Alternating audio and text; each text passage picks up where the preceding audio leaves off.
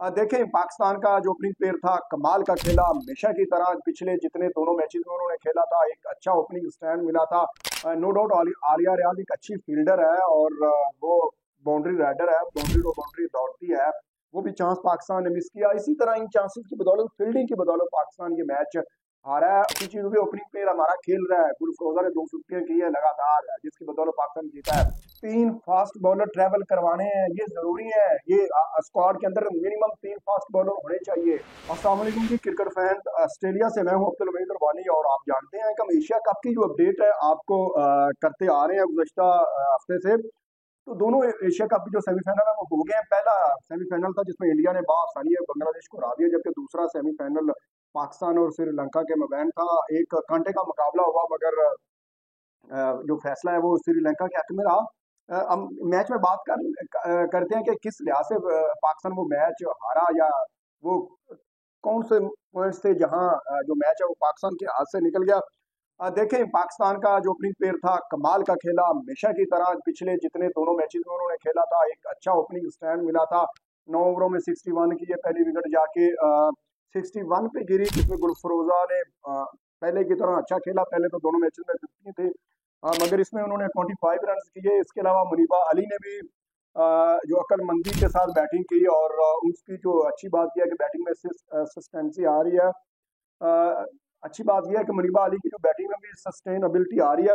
उन्होंने 37 रन किए। और इसी तरह एक और अच्छी बात पाकिस्तान की बैटिंग में ये आई कि निदा डार की जो बैटिंग है, थोड़ी बहुत जो फॉर्म है वो वापस आई है। उन्होंने 23 तेज तेज रन किए। इसके अलावा फातिमा सना, उन्होंने आके अच्छे चौके लगाए, अच्छी बैटिंग की, तेज की, 23 उन्होंने किया। आलिया रियाज का अच्छा कंट्रीब्यूशन था, 16 रन उन्होंने किए। और जिसकी बदौलत पाकिस्तान ने 140 रन किए। 141 का जो टारगेट रखा था, एक बहुत अच्छा टारगेट था, ये मैच जीतने वाला था और पाकिस्तान को जीतना चाहिए था। स्टार्ट में पाकिस्तान ने हावी हो गया था श्रीलंका पे। पहले ओवर में विकेट गिर गई थी, फिर उसके बाद पहले 3-4 ओवर अच्छे रहे, मगर चौथे ओवर के आगाज में तुबा हसन ने जो कैच ड्रॉप किया था, वो कैच ड्रॉप करने वाला थी, नो डाउट तेज था। और मगर कैच होना चाहिए था वहां, वो फील्डर होना चाहिए था जो शायद क्विक को या फिर सिद्रा अमीन की तरह को ऐसा फील्डर होना चाहिए।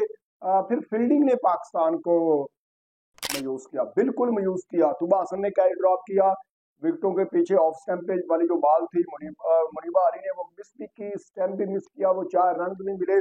फिर उसके बाद पाकिस्तान की वेरी फाइन फील्डर आलिया रियाज ने भी कैच ड्रॉप किया, वो भी कैच होने वाला था। नो डाउट आलिया रियाज एक अच्छी फील्डर है और वो बाउंड्री राइडर है, बाउंड्री टू बाउंड्री दौड़ती है। अच्छा, मतलब फील्डिंग के लिहाज से हम उस पर कुछ नहीं कह सकते, मगर कभी आप मिस कर जाते हैं तो यही बचा बनी वो किया। फिर एक और वहीं पे बाउंड्री पे हुआ था, शायद वो आलिया रियाज फील्डर थी। वो कैच मुश्किल था, मगर उस दौरान चौका भी हो गया था। वो भी चांस पाकिस्तान ने मिस किया। इसी तरह इन चांसेस की बदौलत, फील्डिंग की बदौलत पाकिस्तान ये मैच हारा है। और इस तरह की फील्डिंग के साथ भाई आप इंटरनेशनल टूर्नामेंट नहीं जीत सकते। आखिरी ओवर सेकंड लास्ट बॉल तक तो मैच गया, मगर ये जीतने वाला मैच था, ये पाकिस्तान को मैच जीतना चाहिए था। फील्डिंग वजह बनी, मगर फिर पहले मैंने बोला कि इस फील्डिंग के साथ तो आप मैच नहीं जीत सकते ना। ये एशिया कप था, आगे आईसीसी का टूर्नामेंट बांग्लादेश में होना है, आपने उसमें इंग्लैंड, साउथ अफ्रीका, ऑस्ट्रेलिया को भी फेस करना है। तो आपको अपनी जो फील्डिंग है वो बेहतर करना होगी, फील्डिंग पे जोर दें। बार हाँ, ये जो अच्छी चीज थी ना बैटिंग की, वो अच्छी चीज भी ओपनिंग प्लेयर हमारा खेल रहा है। गुलफरोजा ने 2 छुट्टियां की है लगातार, जिसकी बदौलत पाकिस्तान जीता है। मगर जो ये जो बैटिंग का मसला हल हुआ, फील्डिंग की तरफ आ गया। एक और बात, हमारे पास मिडल में और लोअर मिडल में एक हिटर अभी चाहिए जो तेज तेज रन करता हो। मैं अभी भी कहता हूँ, हमारे 4-5 आउट हुए थे तो फातिमा सना को भेजना पड़ गया था। इसका मतलब है हमारे पास आलिया रियाज के साथ कोई हिटर हमारे पास मौजूद नहीं है, ये इस बात की निशानदेही कर रहा है। तो एक हिटर चाहिए और फील्डिंग बेहतर करनी है, ये जरूरी है। और टीम के साथ 3 फास्ट बॉलर ट्रैवल करवाने हैं, ये जरूरी है। ये स्क्वाड के अंदर मिनिमम 3 फास्ट बॉलर होने चाहिए। फातिमा सना है, लेना बेस को हम खिला नहीं रहे, और कम से कम प्लेइंग 11 में 2 होने चाहिए। बार बार कहता हूँ, जो अ, मतलब स्पीड जिसकी अच्छी हो, ताकि कहीं यॉर्कर लाइन पे या कहीं ना कहीं आपका मतलब अपोनेंट टीम का अगर खेल रहा हो लोअर मिडल ऑर्डर या फिर बॉलर वहाँ आ जाए तो फिर हमारे पास वो जो फास्ट बॉलर है उन पे हावी हो सके, इस तरह का फास्ट बॉलर हमें चाहिए। ये पूरे टूर्नामेंट में पाकिस्तान ने वो लैग किया है, वो बार बार मिनिमम एक और फास्ट बॉलर प्लेइंग 11 में, फील्डिंग बेहतर करनी है, ये चाहिए। और अब तो ओपनिंग प्लेयर खेल रहा है, टॉप ऑर्डर खेल रहा है, मगर कहीं ना कहीं अगर खुदा ना खास्ता कभी जो पहले आउट हो जाए ओपनिंग में से, तो फिर मुमकिन है कि आगे मुश्किलात हो सकती हैं। तो इसीलिए पहले ओवरऑल टूर्नामेंट की अगर हम बात करें, पहला इंडिया का मैच निकाल कर बाकी मैचेस में पाकिस्तान ने बॉलिंग अच्छी की है, बैटिंग अच्छी की है, मगर फील्डिंग में आके मिस किया है। ये सेमीफाइनल जीतने वाला था, पाकिस्तान को जीतना चाहिए था।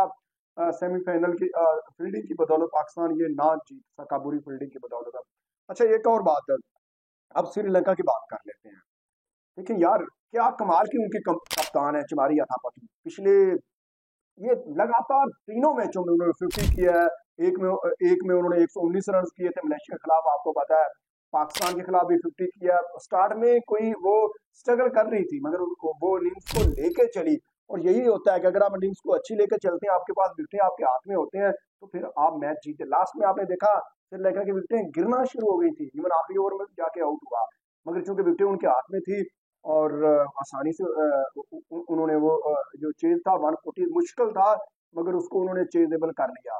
ये था, उनके कप्तान ने जिम्मेदारी निभाई। और एक और बात, जब वो चमारी खेल रही थी फातिमा सना, उन्होंने 3 चौके लगाए थे, तो हमारे पास जो लॉन्ग ऑफ वाला इलाका था ना, हमें पता है उसका मजबूत है वो वाला एरिया, तो वहाँ फील्डर नहीं था, एक काफी वाइड फील्डर था, मगर लॉन्ग ऑन पे प्रॉपर फील्डर नहीं था, एक्स्ट्रा कवर की तरफ नहीं था। वहाँ फील्डर होना चाहिए था अगर आप बॉलिंग ऐसे कर रहे हैं। ये तो बॉलर और जो कप्तान होता है ना, उनके अंदर जो अपनी प्लानिंग होती है उसका भी हिस्सा होता है।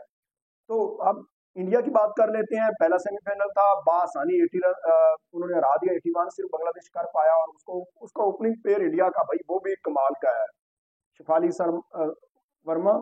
और उसके बाद समृति, दोनों बहुत अच्छा खेल रही हैं। और सबसे बड़ी बात यह है कि प्योर क्रिकेटिंग शॉट वो खेलती हैं, और उनका जो रन रेट होता है वो 8 के करीब होता है, यही चाहिए होता है। और फिर टॉप ऑर्डर ओपनिंग प्लेयर आपका खेल रहा हो, तो फिर आप किसी भी टीम को हरा सकते हैं। बॉलिंग ऑलरेडी इंडिया की अच्छी है, ओपनिंग प्लेयर भी अच्छा है, यही वजह है कि उन्होंने खेला। अब आगे चल के फाइनल जो कल होना है, उसमें ये इंडिया का भारी पल्ला भारी इसीलिए है कि उनकी बॉलिंग तो मजबूत है ही है, बैटिंग भी बहुत अच्छी, ओपनिंग पेयर भी अच्छा है।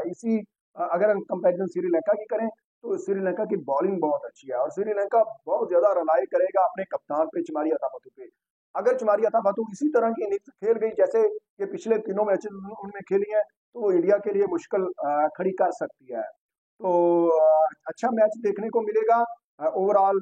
मगर चुमारी अतापतु के लिए खेलना जरूरी है, नींद पे रहना, विकेट पे रहना। फिर उनके बॉलर, स्पिन बॉलर हैं, उन्होंने भी अपना जो कलीदी किरदार निभाएंगे, तो श्रीलंका के लिए अच्छी खबर हो सकती है।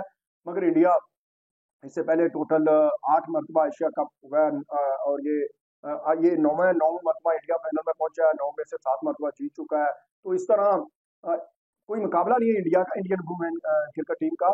मगर श्रीलंका जिस तरीके से जीत के आई और पाकिस्तान के खिलाफ उसने जीत हासिल की है, उनका मोरल काफी हाई होगा। और चुमारी अतापतु पे ये रिलाई करेगा श्रीलंका। और अगर उनके बॉलर ने अच्छा किरदार जो काम किया, चुमारी अतापतु अच्छा खेल गई, तो मुमकिन है कि श्रीलंका के लिए अच्छी खबर हो सकती है, और ये इंडिया के लिए मुश्किल हो सकती है। अब तक के लिए इतना काफी है। अब कल फाइनल के बाद दोबारा हाजिर होंगे। अल्लाह निगहबान।